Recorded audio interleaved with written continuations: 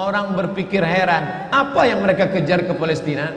Andai ada orang ingin merebut Irak, masuk akal. Merebut Irak karena banyak sumur-sumur minyak.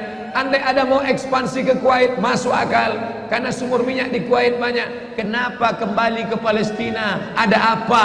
Tanah yang tandus, tanah yang kering kerontang. Mereka ingin membuat sebuah negara dengan keyakinan akan turun Mesias, sang juru selamat yang dijanjikan oleh Tuhan, dengan syarat orang-orang Yahudi mesti kembali ke negeri yang dijanjikan Tuhan. Yang kedua, Mesias sedang menunggu. Mesias melihat ke bawah. Kalau dia tengok di bawah masih banyak gurun pasir, dia tidak mau turun. Dia ingin melihat hijau. Kalau sudah dibentang karpet hijau, baru dia turun ke bawah. Maka yang dimaksud dengan hijau itu adalah ditanami tanaman-tanaman hijau, penghijauan yang luar biasa. Dan ketika Israel masuk ke Palestina, mereka ambil tanah itu, mereka hancurkan rumah orang Islam, mereka buat tembok panjang. Penjara terbesar dan terpanjang di dunia adalah Palestina. Mereka kurung orang Palestina. Mereka buat tembok beton yang tinggi, panjangnya 700 km lebih. Dari Pekanbaru kita lihat, Anda menuju Medan Sumatera Utara 600 km. Mereka membuat tembok tinggi 700 km.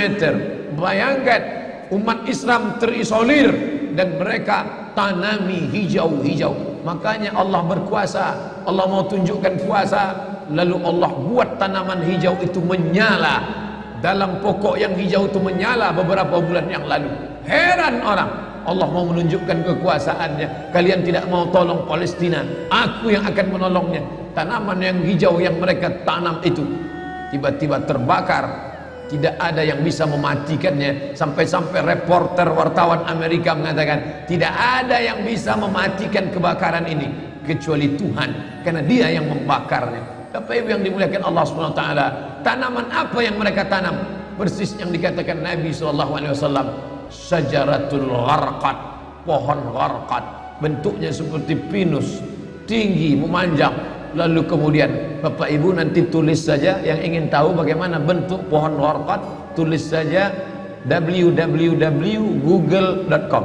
Lalu tulis di sana alif lam ghain ra qaf dal al-gharqad, enter, muncul gambar pohon gharqad. HP saya tak bisa tulis Arab Pak Ustaz, belum masuk Islam. Cara mengislamkannya, Play Store, klik, setelah buka Play Store, pilih Arabic Keyboard. Setelah keluar Arabic Keyboard, pilih Arabic Smart Keyboard, Smart Keyboard Arabic. Habis itu setupkan ke HP, 5 menit, geser, langsung berubah, bisa tulis Arab. Alif lam ghain ra qaf dal, enter, pilih image, muncul gambar pohon gharqad. Gimana? Sudah nampak? Tak keluar Pak Ustaz. Loh, kenapa? Paket tak ada. Sekarang mudah belajar.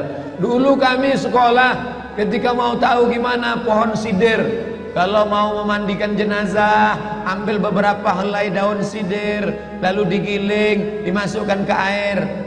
Gimana pohon sidir Ustaz? Pohon sidir, kata Ustaz. Sekarang mudah saja, tinggal tulis sin dal ra, sidir, enter. Pohon bidara kata kita, enter image, nampak. Oh, ini gambarnya. Teknologi canggih memudahkan kita. Pohon gharqad, kata Nabi, kalau bersembunyi dia di belakang pokok kayu akan berkata, ini Yahudi di belakangku, bunuhlah. Kalau bersembunyi dia di belakang batu akan berkata, ini ada Yahudi, bunuhlah. Tapi kata Nabi, ada satu pohon yang tidak mau menunjukkan dia. Ini pohon mereka, kata Nabi. Apa itu? Syajaratul Gharqad, pohon gharqad. Subhanallah, Masya Allah. Apa yang dikatakan Nabi dulu terwujud sekarang. Mereka tanam pohon gharqad ini sebanyak-banyaknya. Ketika saya sampai ke Rafah, Mesir, Palestina, sampai perbatasan Mesir Palestina, ada satu kota bernama Rafah.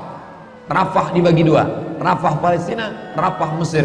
Di tengah kota Rafah, di batas perbatasan, kawat duri panjang, yang dipasang dengan voltase listrik bertegangan tinggi. Siapa saja yang menyentuhnya akan terbakar mati. Tak ada orang berani mendekat. Tapi kawat-kawat duri itu kita bisa melihat rumah-rumah saudara kita di Palestina dan nampak hijau. Lalu gaib penunjuk bertanya ke kami, coba tengok pohon yang hijau itu. Pohon apa itu?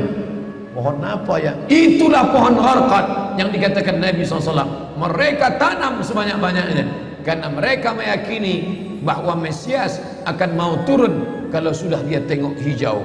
Seperti kita kalau pesawat mau mendarat di airport Sultan Syarif Qasim II Airport, Anda akan, ladies and gentlemen, all our passenger, para penumpang pesawat airlines, kita akan mendarat. Begitu kita melihat riau hijau, tapi hijaunya bukan pohon Gharqad, pohon gotah sama pohon sawit. Begitu juga kalau kita mau mendarat di Batam, kita lihat hijau ke bawah. Begitu jugalah Mesias akan turun ke bawah kalau dia melihat sudah hijau semua. Karena mereka meyakini, amat sangat meyakini itu. Mereka menanam pohon Gharqad itu. 3. Kapan Mesias akan turun? Mesias akan turun kalau Babilonia dibantai terus. Makanya mereka punya program bantai Babilonia, hancurkan Babilonia. Kenapa mereka marah dengan Babilonia? Karena Raja Babilonia pernah menghancurkan kekuasaan mereka.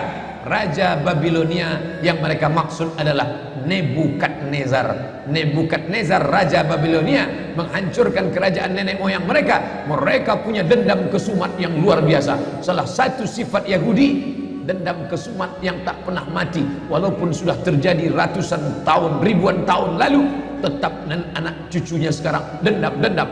Hantam Babilonia, hantam Babilonia. Karena Babilonia negerinya Nebukadnezar, anak cucunya mesti dihancurkan. Mana Babilonia itu? Babilonia adalah Irak. Makanya setiap naik presiden Amerika yang didukung oleh Yahudi, mereka akan membantai Babilonia, Irak. George Bush naik, apa yang dilakukan George Bush? Membantai Irak. George Bush Junior, anak George Bush naik, apa yang dilakukan George Bush Junior? Membantai Irak. Naik Obama, apa yang dilakukan Obama? Membantai Irak. Kenapa yang sekarang ini, siapa namanya? Donald Trump. Payah mengingat nama orang kafir. Kenapa Donald Trump tak membantai Irak? Karena Irak sudah hancur babak belur, tak perlu lagi dibantai. Sumur-sumur minyaknya sudah punya kita. Negeri itu sudah menjadi negeri boneka, hancur lebur.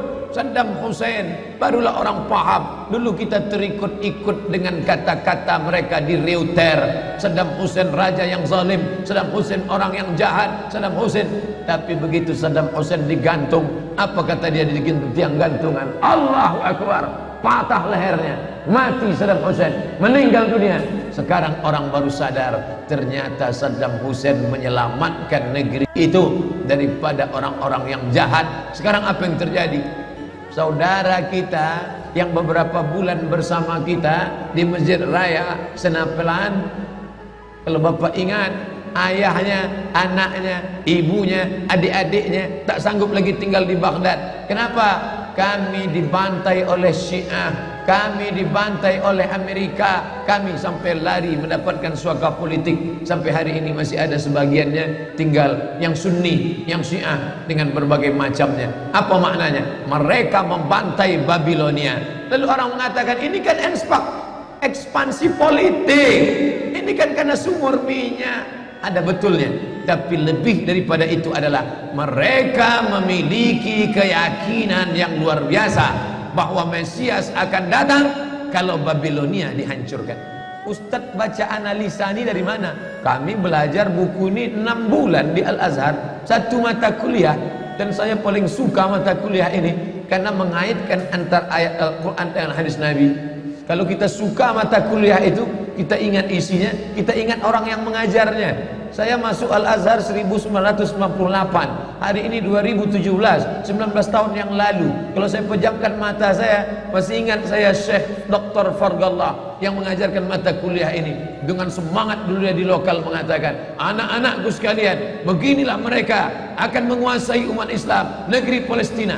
semangat Syekh Fargallah. Saya tak tahu apakah dia masih ada atau tidak, tapi pahala akan tetap mengalir baik beliau hidup maupun sudah meninggal dunia. Kenapa? Saya sampaikan kepada Bapak Ibu sampaikan kepada anak menantu, sahabat, kerabat, tetangga, mengerti keadaan kita zaman sekarang. Jangan sampai dikatakan Palestina bukan urusan kita. Ini kan masalah politik. Indonesia ya Indonesia, Palestina ya Palestina. Antum tidak mengerti masalah dunia.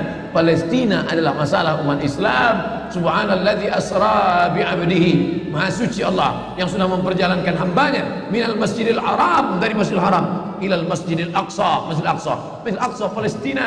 Kita yang tertulis dalam kitab suci kita bahwa kita punya ikatan emosional. Kenapa kita tidak yakin itu? Yahudi ajarannya dibuat-buat, ajarannya mitos, tapi mereka punya keyakinan yang luar biasa. Mereka rebut negeri itu, mereka kuasai, mereka hancurkan negeri musuh. Atas dasar apa? Keyakinan bahwa Mesias akan datang. Yang kelima, apa yang mereka lakukan untuk Palestina?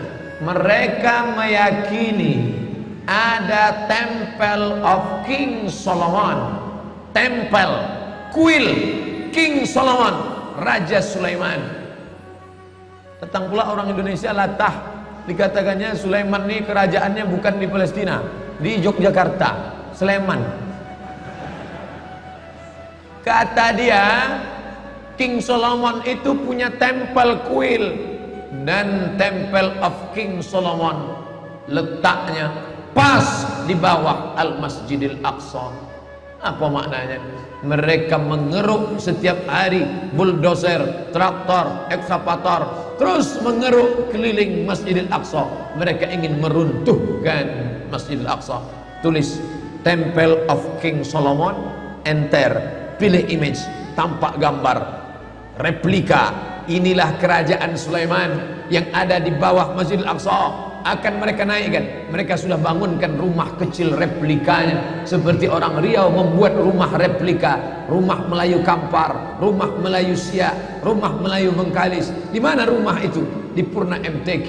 Anak-anak kita kalau mau tahu bagaimana rumah Melayu Kampar, bagaimana rumah Melayu Siak, bagaimana rumah Melayu Pelalawan, pergi ke sana. Sebagiannya ada, sebagian tak ada, entah kemana perginya. Tapi mereka membuatkan itu. Inilah dia replika kerajaan Temple of King Solomon. Artinya apa? Mereka ingin menghancurkan Al-Masjidil Aqsa berkeping, sampai akhirnya disitulah nanti kemarahan umat Islam. Entah marah entah tidak, melihat gayanya tak marah. Kalian hancur-hancurkanlah. Banyak lagi urusan kami sibuk dengan ini. Tapi akan ada hamba-hamba Allah. La tazulu fi ummati ta'ifatun min ummati. Akan tetap ada sekelompok umatku yang memperjuangkan agamaku, kata Allah Subhanahu wa ta'ala. Yang terakhir, yang kelima, akan turun Mesias. Kapan itu terjadi? Ketika terjadi perang besar. Sebetulnya dalam agama Islam sudah dituliskan yang dimaksud dengan Mesias itu siapa. Kata Imam Al-Hafiz Ibnu Hajar Al-Asqalani dalam Fathul Bari, yang dimaksud dengan yang dinanti-nanti mereka itu adalah Dajjal. Dajjal itulah sesungguhnya yang sedang mereka nanti. 70,000 Yahudi wara'ad Dajjal. Ada 70.000 Yahudi yang akan berada di belakang Dajjal ketika dia turun nanti. Makanya tiap hari, tiap petang kita berkata, Allahumma inni a'udzubika min adzabi jahannam wa min adzabil qabri wa min fitnatil mahya wal mamat wa min syarri fitnatil masihid Dajjal. Dajjal itulah yang sedang mereka tunggu. Dajjal itulah yang sedang mereka nanti-nantikan. Kita menantikan kedatangan, dia pun juga menantikan akan kedatangannya. Bedanya apa? Mereka meyakininya dengan semangat mereka luar biasa. Mereka bangkit. Umat Islam percaya. Padahal tiap hari dia katakan sebelum salam, Allahumma inni a'udzubika min adzabi jahannam wa min adzabil qabri wa min fitnatil mahya wal mamat wa min syarri fitnatil masihid Dajjal. Tiap hari dikatakan, tiap hari diucapkan. Tapi dalam hati, betul tak Dajjal ini datang? Entah iya entah tidak. Mereka yakin Dajjal akan datang, tapi mereka katakan itulah pemimpin kami, itulah Tuhan kami, itu adalah jelmaan daripada Tuhan kami, itu yang ada yang menghancurkan dunia, dia akan menjadi panutan kami. Kita berkata itu musuh kami, tapi kita pun ragu, entah musuh entah tidak. Oleh sebab itu kita minta ampun kepada Allah atas kurangnya iman kita. Subuh ini kita bangkitkan semangat kita, tapi yang datang kenapa Allah tidak menolong? Katanya Allah itu maha kuasa. Cukup dia teriakkan saja, malaikatnya satu berteriak, pecah gendang telinga orang Yahudi, mati. Cukup dia tiupkan angin sejuk, terhirup, mati. Kenapa tidak dia matikan saja Yahudi itu? Datang Syekh Muhammad Jibril, Syekh Dr. Muhammad Jibril, Syekh Profesor Dr. Muhammad Jibril, dosen tafsir Al-Azhar. Kami undang, mahasiswa Indonesia mengundang di waktu di Mesir dulu kuliah. Lalu saya tanya, Assalamualaikum Syekh. Ya, kaum Ad binasa, kaum Samud binasa, kaum Midian binasa, kaum Iram binasa, kaum Fir'aun binasa. Kenapa Allah tidak membinasakan Israel ini? Senyum Syekh Muhammad Jibril. Apa kata dia? Ya beni, anakku, seandainya Allah membinasakan Israel ini, lalu apa yang tersisa untukmu? Ditunjuknya saya. Seandainya Allah membinasakan Israel ini, lalu apa yang tersisa untukmu? Terdiam saya.